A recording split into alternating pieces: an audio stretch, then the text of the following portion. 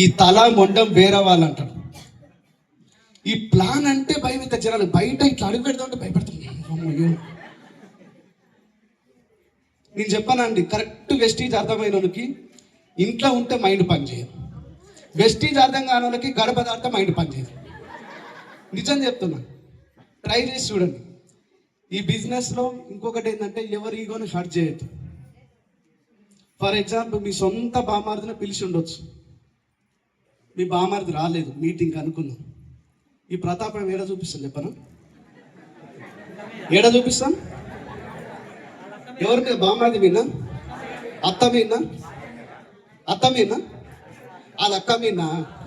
Okay, నాకు కూడా clarity ఉండాలి కదా. నేను నాకు చూపిద్దాం అంటే బామ్మడిది ఇవ్వలేడు, అదే బాధ అవుతుంది.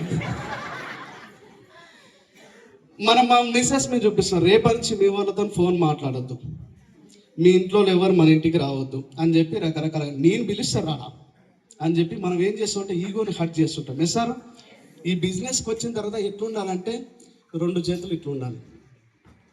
ఆయన పేరేంది, సత్యసాయిబాబా అంటారు చూసినారా? ఆయన చేతులు ఎప్పుడైనా చూడండి ఫోటో, 2 చేతులు ఇట్లా ఉంటాయి.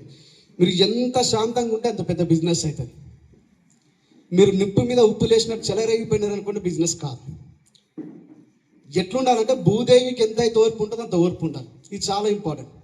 సో ఎవరి ఈగోని హర్ట్ చేయొద్దు. ఇంకొకటి, ఎవరి డబ్బుల్ని వాడుకోవద్దు. ఎందుకు ఇది మళ్ళీ మళ్ళీ చెప్తున్నా అంటే, ఫర్ ఎగ్జాంపుల్, ఎవరు ఏ సార్ పేరు చెప్పాలి, ఏ సార్ పేరు తీసుకున్నా మీటింగ్ అయిపోయిన తర్వాత సార్ నా పేరు తీసుకోవచ్చు సార్ అని. తీసుకోకపోతే అందరు తీసుకుని నాదెందుకు తీసుకోవాలంటారు, అదే ప్రాబ్లం అవుతుంది. ఎగ్జాంపుల్, నేనే ఎగ్జాంపుల్ తీసుకుంటా. నేను ఏం చేసిన, ఒడేమాన్ శ్రీనివాస్ సార్కి ఫోన్ చేసిన, ఇది ఎగ్జాంపుల్ మాత్రమే.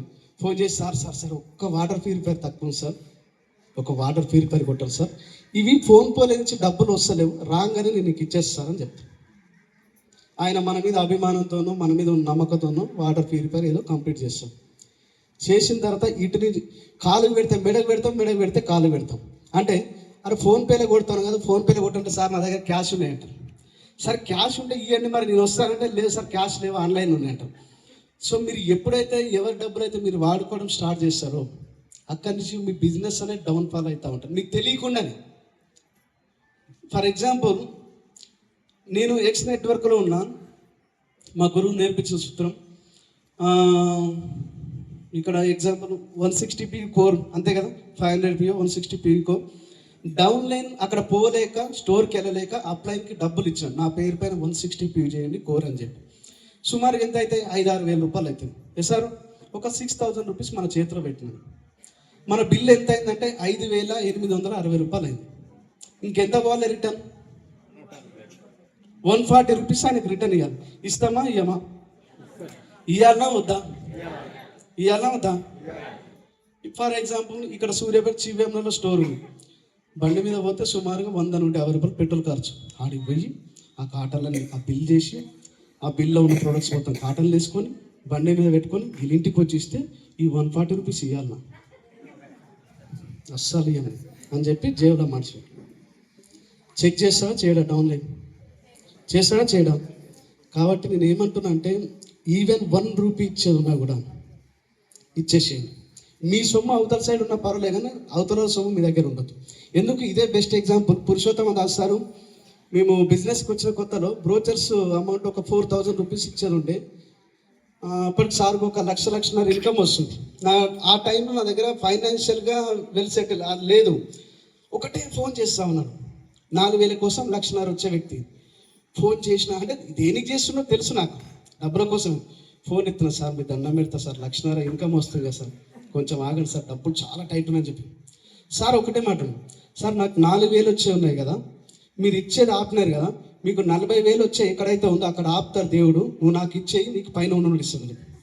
సో నేను ఇక్కడ ఏమంటున్నా అంటే, ఎవరికైనా ఏదైనా డబ్బులు ఇచ్చేది ఉంటే ఇమీడియట్గా ఇచ్చేయండి, ఎవరి దగ్గర డబ్బులు తీసుకోవద్దు ఈ బిజినెస్ గురించి. సో తర్వాత ఇంకొకటి, ఎవరి ఈగోని హర్ట్ చేయొద్దు. ఏమంటారు, సబ్మిషన్ అంటే భగవంతుని ఎదిగే కొద్దీ ఒదిగి ఉండండి, కలిసి ఉండండి. బిజినెస్ చాలా పెద్ద బిజినెస్ అవుతుంది. ఇది ఓవర్ నైట్లో సక్సెస్ అయ్యే బిజినెస్ కాదు.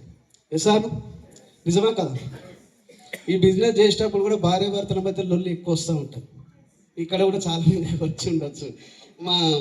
నేను చెప్పింది నేను మీటింగ్లలో చెప్తుంటే కదా, మంచి అందంగా రెడీ అవ్వండి, బ్రైట్నింగ్ ట్రీట్మెంట్ పెట్టండి, పౌడర్ వేయండి, సెంటు కొట్టండి అంటే మన టీంలో ఒక ఆయన డైమండ్ డైరెక్టర్ బ్రైట్నింగ్ ట్రీట్మెంట్ రాసిండు, పౌడర్ వేసిండు, నెత్తిని ఏమంటారు ఓ కోంబు దువ్వెన జేబులో పెట్టుకున్నాడు, దూకుంటున్నాడు, సెంటు కొట్టిన అంతా బాను. వాళ్ళ ఆవిడకి డౌట్ వచ్చింది, ఏడుకోబోతుంటాం రోజు రెగ్యులర్గా గుడ్ మార్నింగ్ చెప్పే వ్యక్తి ఫోన్ వస్తలేదు 15 రోజుల నుంచి. ఏమైంది సార్ ఫోన్ ఎత్తాలంటే మీ వల్లనే ప్రాబ్లం అయింది సార్ అంటాడు. అరే నేనేం చేసిన సార్ అంటే నువ్వు ఇప్పుడు రా మా ఇంటికి రా, ఏందో ప్రాబ్లం అని చెప్తాను. చెప్తే సార్ మీరు క్రీమ్ రుద్దుకున్నా, పౌడర్ వేసుకున్నా, దూకో అంటే దూకున్నా, సెంటు కూడా కొట్టుకున్నా. నేను సెంటు కొట్టుకోవటం మా భార్య అనుమానిస్తుంది సార్, ఇది ప్రాబ్లం. ప్రోడక్ట్ వాడితే ప్రాబ్లం, వాడకపోతే ప్రాబ్లం, వాడితే కూడా ప్రాబ్లం. ఇట్లాంటి ప్రాబ్లం వస్తే నాకు తెలియదు. మీ అందరికి చెప్పేది ఏంటంటే ఈ బిజినెస్లో అలాంటివి ఉండవు. సో మీ అందరికి చెప్పేది ఏంటంటే, ఇందాక చెప్పింది కదా పురుషోత్తం దాస్ సారు, మనం వేసుకునే బంగారంలో కల్తీ కానీ ప్రొడక్ట్స్లో కల్తీ లేదని.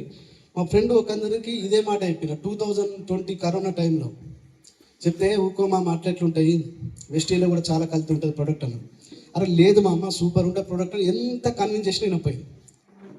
బిజినెస్ చేయకపోయి ప్రోడక్ట్ అయితే తీసుకునేది వాడేది, కానీ ఎంత కన్విన్స్ చేసినా వినపోయేది. ఎప్పుడు ఫోన్ చేసినా ఎత్తనోడు సడన్గా ఎర్లీ మార్నింగ్ 6:30కి అతను ఫోన్ వచ్చింది, మామ నువ్వు చెప్పింది నిజమేరా, నువ్వు చెప్పింది నిజమే. ఫోన్ ఎత్తగానే అరే ఏమైంది మామ, ఏం సంగతి చెప్పు, ఏందంటే నువ్వు చెప్పిన మాట నిజమేరా అంటాడు. అరే ఏమైందిరా చెప్పురానంటే, నిజం మామ మన వెస్టీ ప్రోడక్ట్లో కల్తీ లేదు. అరే ఇన్నేళ్ళ నేను కానీ బల్బు ఇప్పుడేందుకు వెలిగిందన్న అంటే, మన డౌన్లైన్ ఒక అతను ప్రోడక్ట్ తీసుకున్నాడు, భార్య భర్తల మధ్య లొల్లి అయింది, ఏదో చిన్న ఇష్యూ అయిపోయింది. ఆయన ఏం చేసిండు, అగ్రి 82 తీసుకుని తాగిండు మామ. మరి ఏమైంది మామ అని అంటే, ఏం లేదు మామ మోషన్స్ అయింది, హాస్పిటల్ తీసుకుపోయినా కూడా ఏమని.